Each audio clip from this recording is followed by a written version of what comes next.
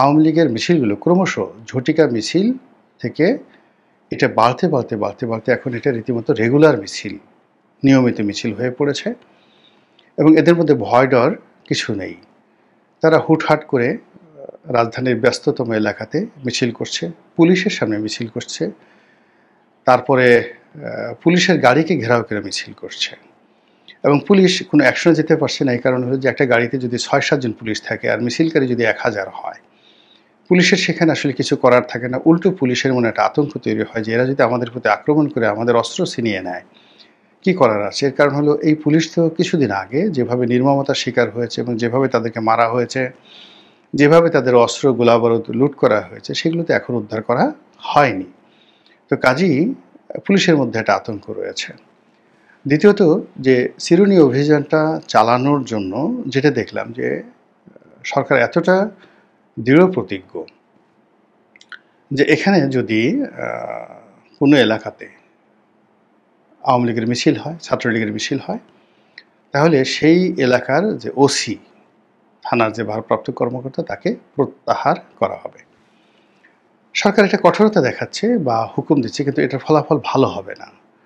এর কারণ হলো যে এখন যারা ওসি রয়েছেন, তারা চেষ্টা করলেও ঢাকার কোনো এলাকা বা বিশাল, ধরুন একটা থানাতে বিশাল এলাকা, একটা থানায় কজন পুলিশ থাকে, তার পক্ষে ওসির পক্ষে কোনো অবস্থাতে একটা থানার মধ্যে যে মিছিল হবে দিনে বা রাতে, এটা পুলিশের পক্ষে নিয়ন্ত্রণ করা সম্ভব নয়, এমনকি অ্যাকশন নেওয়া সম্ভব নয়।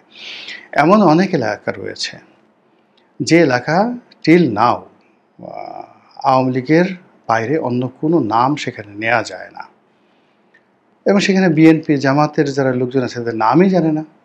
আমি এই জাস্ট নিজের একটা প্র্যাকটিক্যাল এক্সপিরিয়েন্স বলি, যেটা নিয়ে আমি লেখা লিখব।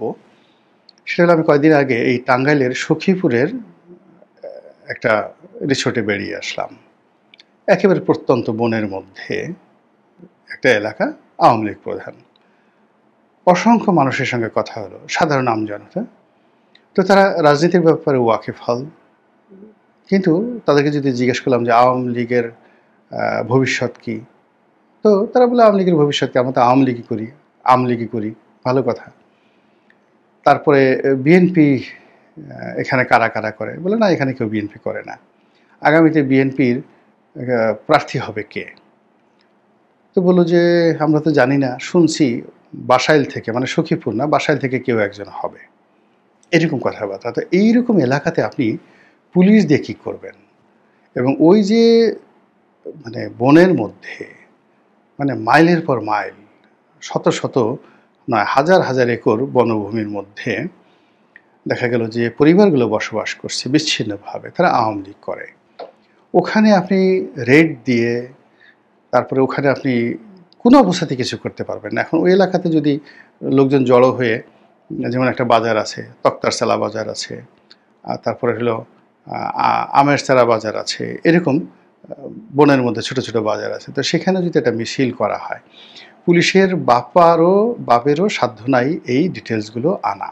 তো এইরকম যাকে বলা হয় রিয়ালিটি হলো এটা, যে পুলিশ এটা পারবে না, আর সরকারের জন্য রিয়ালিটি হলো সরকার এটা কোনো অবস্থাতেই সহ্য করতে পারছে না।